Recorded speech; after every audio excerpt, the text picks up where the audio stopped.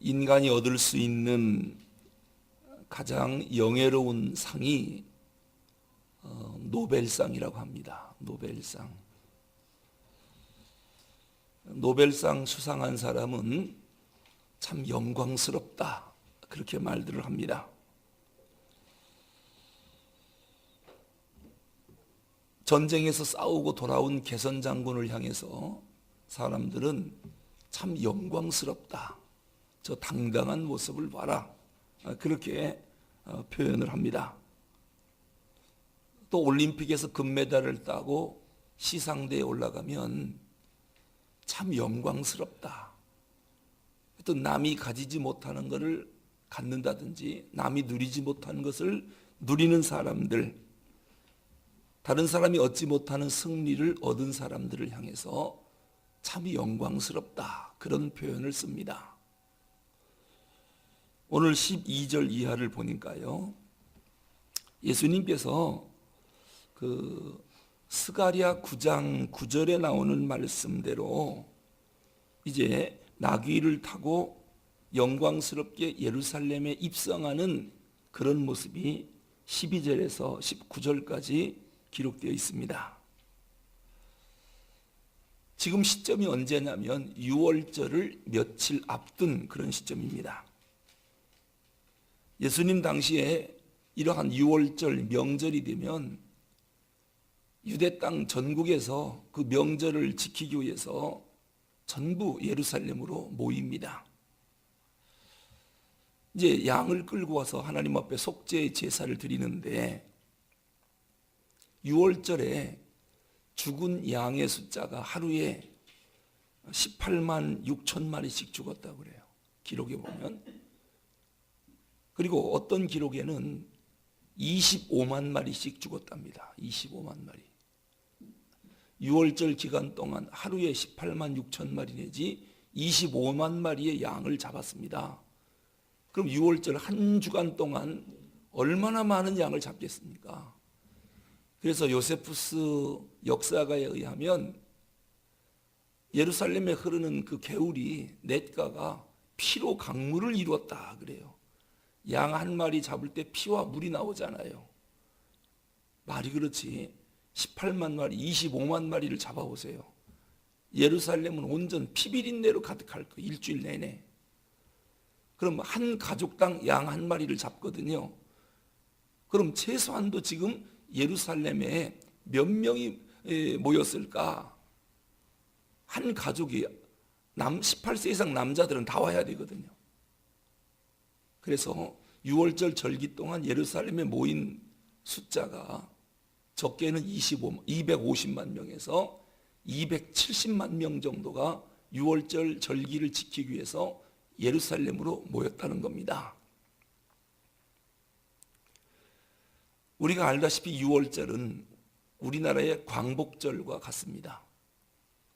430년 동안 애굽에 노예로 살던 이스라엘 백성들이 모세에 의해서 출애굽하는 마지막 밤, 해방되는 마지막 밤이 6월절입니다. 그 6월절 절기가 다가오면 유대인들은 어떤 소망을 하나님 앞에 기도했느냐면, 과거 우리 조상이 애굽에서 430년 동안 압제를 받아 고통을 당할 때 하나님이 모세라고 하는 선지자를 보내서 우리를 해방시켰듯이 지금은 로마의 압제하에서 우리가 지금 고통을 당하고 있는데 우리를 해방시켜 주실 메시아를 어서 보내주시옵소서. 그런 마음으로 이번 6월절에도 무려 270만 명이 넘는 많은 사람들이 예루살렘 성전에 와서 하나님 앞에 그렇게 기도하는 겁니다. 어서 로마에서 해방시켜줄 메시아를 보내주소서. 그런데 그들은 무슨 생각을 했느냐면 스가랴 선지자의 예언처럼 우리를 구원할 메시아가 영광스럽게 나귀를 타고 예루살렘에 입성할 것이다. 그 예언을 스가랴를 통해서 백성들이 알고 있습니다. 그럼 메시아가 나귀를 타고 영광스럽게 우리를 구원하러 예루살렘에 들어오신다니까 그 메시아가 언제 옵니까? 언제 옵니까? 기다리고 있었습니다. 그랬더니 드디어 예수님께서 나귀를 타고 예루살렘으로 입성합니다. 스가랴 9장 9절 말씀이 딱 성취되는 순간이에요. 그러니까 예루살렘에 와서 유월절 절기를 지키는 270만 명이나 되는 그 엄청난 사람들이 모두 웃옷을 벗어 도로에 깔고 종려나무 가지를 들고 호산나 호산나 우리를 구원하소서 우리를 구원하소서. 드디어 기다리던 메시아가 나귀를 타고 들어오거든요. 얼마나 아름다운 모습이었겠습니까? 막 백성들이 느꼈던 그 영광스러움, 나귀를 타고 들어오시는 메시아의 모습을 보고 백성들이 대단한 영광을 느꼈을 겁니다. 270만 명이면요, 그 좁은 예루살렘 도시 인산 이내입니다. 인산 이내. 기세로 보나 숫자로 보나 또 스가랴 선지자의 예언의 성취로 보나 하나님께서 오늘 영광 가운데 놀라운 일을 드디어 이루시겠구나. 그래서 그러한 모습을 바리새인들이 옆에서 지켜보면서 무슨 생각을 했느냐면요, 우리 19절 한번 읽어보겠습니다. 옆에서 바리새인들이 그 예수님의 행진을 보고 뭐라고 말씀하는가? 시작. 바리새인들이 서로 말하되 볼지어다 너희 하는 일이 쓸데없다. 보라 온 세상이 그를 따르는도다. 야, 우리가 하는 일 다 소용없다. 백성들이 지금 우리를 따르도록 그렇게 우리가 노력을 많이 했는데 지금 보니까 모두가 예수를 따른다. 온 세상이 저를 쫓는도다. 바리새인들이 그렇게 말합니다. 그 수많은 사람들이 호산나 호산나 하고 나귀 타고 들어오시는 예수님을 따르는 모습을 보고 온 세상이 다 따라가는구나, 그렇게 말을 합니다.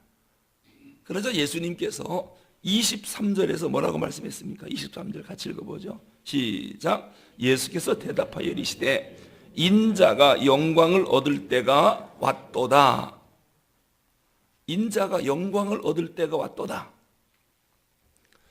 그동안 예수님의 제자들을 비롯한 예수님을 따르는 무리들이 저렇게 능력 많은 분이 왜 3년 동안 죽은 듯이 숨어 지냈었을까? 수많은 조롱도 받고 수모도 겪고 그러시더니 드디어 전면에 나섰구나. 영광 받으시고 이제는 온 세상이 저분 앞에 무릎을 꿇겠구나. 모든 권세가 무릎을 꿇겠구나. 헤로드 왕도 저분 앞에 무릎을 꿇겠구나. 그 들어오는 모습이 얼마나 영광스러운지 다들 그렇게 생각하고 있었습니다. 그리고 드디어 우리는 로마로부터 해방된다. 가슴이 벅찼겠지요. 왜냐하면 저분이 누구냐면 죽은 자를 살리는 분이에요. 봤거든요. 나사로 살아나는 거. 바로 전에 나사로 살리고 지금 여기 들어오시는 거거든요. 그리고 오병이어로 장정만 5,000명, 남녀노소 2만 명이 넘는 사람을 도시락 하나로 먹이고도 12광주리를 남긴 분이에요. 언젠간 갈릴리 바다가 풍랑이니까 호통을 쳐서 파도를 잔잔케 만든 분이에요. 온갖 각색 질병 걸린 사람들이 저분 앞에만 오면 다 고쳤어요. 귀신도 다 떠났고. 먹는 문제 해결되겠죠. 질병 문제 해결되겠죠. 마귀를 내쫓아 버리니까 저분이 나라를 지키면 얼마나 국방력이 튼튼하겠습니까? 기적을 일으키니까요. 백성들이 언제보다도 가장 기대감이 높은 이 순간이었습니다. 그런데 예수님께서 그렇게 환호하는 백성들에게 뭐라고 말씀합니까? 24절, 25절 같이 읽어보겠습니다. 24, 25절 예수님 뭐라고 말씀하시는가요? 시작. 내가 진실로 진실로 너희에게 이르노니 한 알의 밀이 땅에 떨어져 죽지 아니하면 한 알 그대로 있고 죽으면 많은 열매를 맺느니라. 자기의 생명을 사랑하는 자는 잃어버릴 것이요 이 세상에서 자기 생명을 미워하는 자는 영생하도록 보전하리라. 아멘. 아니 23절에서 인자가 영광을 얻을 때가 왔도다. 영광 얻을 때가 왔답니다. 영광스러운 일이 드디어 나에게 온다. 올림픽으로 말하면 금메달 딸 때가 왔다. 가장 영광스러운 노벨상을 수상할 거다. 그런 영광이 나에게 드디어 올 때가 왔다라고 말씀하시면서 뭐라고 말씀하냐면 하늘의 밀이 땅에 떨어져 죽지 아니하면 그대로 있고 죽으면 많은 열매를 맺느니라. 자기 생명 사랑하는 자는 잃어버릴 것이요 이 세상에서 자기 생명을 미워하는 자는 영생하도록 보존하리라. 아니 영광을 얻을 때가 왔다 말씀해놓고 나서 죽음에 대해서 말씀하는 거예요. 하늘의 밀이 땅에 떨어져 썩는다, 썩어야 된다. 지금 영광을 이야기하면서 동시에 십자가를 말씀하고 계십니다. 이게 무슨 뜻이냐면 너희들이 나한테 요구하는 영광과 하나님이 나에게 주신 영광은 다르다는 거예요. 사람이 너희들이 생각하는 영광과 하나님이 생각하는 영광이 다르다. 자, 그러면 예수님의 진짜 영광은 뭘까? 하나님이 생각하는 영광은 뭘까요? 우리도 그 주님의 영광을 얻으려고 노력하는데 그럼 성도의 영광은 뭐고 하늘의 영광은 뭘까? 예수님이 분명히 말씀했습니다. 십자가의 죽음을 통해서 이루어지는 것, 이것이 하나님이 원하는 영광이고 예수님이 원하는 영광이고 성도의 영광이다. 너희들은 로마에서 해방을 시키고 헤롯 왕을 무릎 꿇게 만들고 정권을 잡아 높은 자리에 앉는 것, 그것을 영광이라고 생각하는데 주님은 전혀 그렇게 말씀하지 않습니다. 세상 방법으로 하나님의 일이 이루어지는 게 아니다. 분명히 말씀해 주면서 하늘의 밀이 땅에 떨어져 썩어서 죽는 것, 이것을 통해서 하나님의 영광이 나타나고 하나님의 나라가 확장되게 된다. 우리가 생각하는 것과 전혀 정반대되는 말씀을 예수님이 하십니다. 자, 그러면 여기서 예수님 말씀을 근거로 볼 때 어떤 교회가 가장 강한 교회고 건강한 교회고 하나님 앞에 높은 영광을 돌리는 교회인가? 이제 정답이 나왔습니다. 복음을 위해 하늘의 밀알이 되어 서로 썩어 죽으려고 하는 성도들을 많이 만들어내는 교회. 왜요? 그것이 하나님의 영광이고 예수님이 그것 때문에 왔다고 그랬고 그것을 각오하는 성도들이 많이 있는 교회가 강한 교회겠죠. 우리가 요한계시록을 보면 마지막에 어떤 시대가 오느냐면요, 예수님 제대로 믿었다가는 핍박받는 시대가 온답니다.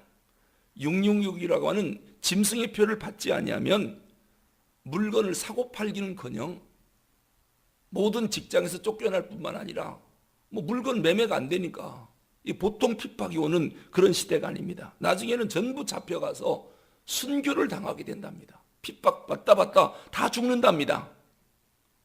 이게 마지막 시대에 온다라고 계시록에서 말씀합니다. 자, 그러면 교회 안에서 그런 핍박이 있을 때 제일 먼저 도망가는 사람이 누굴까요? 제일 먼저 교회 안에서 사라지는 사람이 누구냐면 교회를 첫째 복 받으려고 오는 사람. 그렇겠죠. 예수 믿는 것 자체가 핍박이니까, 고난이니까, 죽음이니까 복 받고 자손 잘 되고 건강해지고 이러한 세상적인 복을 받으려고 교회 나온 사람들은 교회가 엄청난 환난과 핍박이 들어왔을 때 다 도망가겠죠. 왜? 그걸 얻으려고 왔으니까. 그런데 아니야, 난 하늘의 밀알이 될 거야. 썩어서 복음과 교회를 위해서, 하나님 영광을 위해서 죽으러 온 사람이야. 이런 목적으로 교회 나온 사람들은 끝까지 교회를 지키겠죠. 왜? 목적이 하늘의 밀알이 되어 썩으려고 왔으니까요. 그래서 교회의 최후로 남는 사람은 주님과 함께 십자가를 질 사람. 요한계시록은 그 사람이 진짜 믿음이요, 역사하는 믿음이요, 그 사람이 결국 세계 역사의 흐름을 바꿔놓을 믿음의 사람들이고 최후의 적 그리스도를 물리칠 사람들이 그 사람들이라는 거예요. 그 사람들에게 최후의 승리를 줄 것이고 그 사람이 하나님 앞에 진짜 영광을 얻을 것이다. 그렇게 말씀합니다. 그러니까 교회는 누구를 키우는 것이 목적이냐?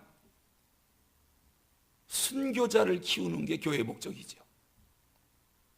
순교자를 키우는 것이. 그리스도와 함께 정말 죽을 사람이 몇 명이냐, 이런 사람을 키워내는 것이 교회의 능력입니다. 그런데 환난의 바람이 한 번 불면 다 떨어져 나갔다, 텅 비었다, 그러면 그것은 교회의 능력이 아니죠. 힘 있는 사람을 하나도 못 키워낸 겁니다. 조금만 어려움이 오면은 다 도망간다. 이거는 건강한 교회가 아닌 것입니다. 주님께서 마지막 교회에게 뭐라고 말씀하시느냐? 너희들도 세상의 영광을 취하러 왔느냐? 그걸 물어보는 거예요. 너희들도 세상 영광 얻으려고 교회 나왔느냐? 이 말은 뭡니까? 교회가 세속적인 영광을 주려고 이 땅에 세워진 게 아닌데 너희들 그걸 목적으로 왔느냐? 그럼 환난의 바람이 분명히 불 텐데 다 도망가겠네, 다 떠나가겠네. 그 말씀을 물어보는 겁니다. 내가 주는 영광과 내가 주는 능력은 십자가를 통해서 나타나는 거지 세상 논리를 통해서 나타나는 게 아니니라. 오늘 말씀이 그 말씀입니다. 우리가 신앙생활을 어떤 목적으로 하는가, 또 교회를 향한 사단의 공격이 앞으로 얼마나 강해질 건가. 여러분, 그래서 알곡인지 쭉정인지는 아는 방법이 있지요. 추수날에 키질을 하잖아요. 키질을. 옛날에 어르신들이 타작마당에서 키질하는 거 보면 막 흔들어요. 바람을 일으켜요, 키로. 그러면은 알곡은 안으로, 쭉정이는 밖으로 다 날아가요. 그래서 쭉정이를 모아갖고 그날 불태워버려요. 그리고 알곡은 곳간에 넣어요. 흔들면 흔들수록, 바람이 불면 불수록 알곡은 안으로 모여요. 쭉정이는 다 날아가요. 교회에 환난의 바람이 올 때 교회 안으로 계속 들어오는 사람들이 교회를 사랑하는 사람이고 알곡들이에요. 조그만 어려운 일이 있다면 다 날아가 버리고 다 도망간다. 이거는 교회를 사랑하는 교인은 아니에요. 그냥 다닌 거지요. 세상 영광을 바라보고 온 거지, 자기 취미로 온 거지, 자기 즐거워서 온 거지, 진짜 교회를 사랑하는 사람은 아니에요. 교회를 사랑하는 사람은 바람이 불고 환난이 올 때 더 교회를 붙잡고 교회를 세우기 위해서 안으로 뭉치는 것이 정말 교회를 사랑하는 거예요. 그런 면에서 저는 오늘 우리 성도들 정말 교회를 사랑하는 분들이다. 이 환난의 바람이 불 때 자기 취미로, 자기 만족으로 다녔던 사람들은 다 날아갔습니다. 교회를 사랑하는 사람들이 아닙니다. 그냥 구경꾼이었습니다. 그분들은. 그랬다가 그런데 그 중에서도 환난의 바람이 불 때 안으로 뭉쳐서 교회를 다시 재건시키고 이단을 몰아내고 하나님의 영광을 다시 세우려고 할 때 얼마나 많은 핍박이 있습니까? 그러나 이것이 하나님의 영광이 우리에게 오는 과정이다라고 하는 거예요. 영광은 그것을 통해서 오지 이것보다 더 큰 핍박이 요한계시록에 나올 겁니다. 과연 그때도 너희들이 교회 안으로 모여 있을 것이냐? 그걸 또 묻는 거예요. 그때 핍박, 죽음이 눈앞에 와도 너희들이 교회 안으로 뭉쳐 있을 것이냐? 그렇다면 너야말로 진짜 하나님의 영광이 무언지를 보게 될 거라는 거예요. 그러면서 마지막 날에 믿음 있는 자를 보겠느냐? 이 말이 뭡니까? 다 도망갈 텐데, 조금만 어려운 일이 오면 다 도망갈 텐데 마지막 날에 내가 믿음 있는 자를 보겠느냐 하고 한탄했습니다. 예수님께서요. 우리가 오늘 새벽에 이렇게 대답해야 돼요. 주님, 두고 보십시오. 제가 주님과 교회를 얼마나 사랑하는지 난 마지막 최후 영광스러운 그 영광을 얻을 것입니다. 이것이 믿음 생활이에요. 기도하겠습니다. 하나님 아버지,